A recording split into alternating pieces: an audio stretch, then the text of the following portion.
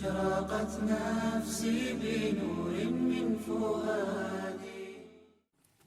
السلام علیکم ورحمۃ اللہ وبرکاتہ. ریڈیو HRDF میں خوش آمدید. امی کچن میں کھانا بنانے میں مصروف تھی. بیٹا جو کہ اسکول میں پڑھتا تھا امی کے پاس آیا اور امی کے ہاتھ میں ایک کاغذ تھما دیا. اس میں کچھ اس طرح لکھا ہوا تھا: گھر کی صفائی کے لیے 50 روپے، مویشیوں کو چرانے کے لیے 50 روپے، واشنگ مشین میں کپڑے دھونے کے لیے 50 روپے، دھونے کے بعد انہیں سکھانے کے لیے 50 روپے، دکان کا سامان لانے کے لیے 50 روپے. اس میں بہت سے مختلف کام اور ان کی اجرت لکھی ہوئی تھی. اس نے اپنے بیٹے سے پوچھا کہ یہ کیا ہے، کیونکہ وہ سمجھ نہیں پائی. یہ سب وہ کام ہیں جو میں نے آج کیے ہیں اور امی مجھے اس کی رقم ادا کریں.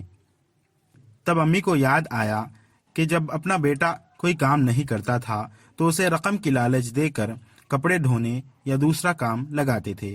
امی نے اپنے بیٹے کو دیکھ کر مسکراتے ہوئے کہا، جو پیسوں کا انتظار کر رہا تھا، پلیز وہ قلم مجھے دے دو، کچھ اور باتیں بھی لکھنی ہیں. کاغذ کی دوسری طرف امی نے کچھ چیزیں لکھی، پھر اپنے بیٹے کے ہاتھ میں واپس کر دی. بیٹا اسے پڑھنے لگا: میں نے آپ کو 9 ماہ تک اپنے پیٹ میں رکھا.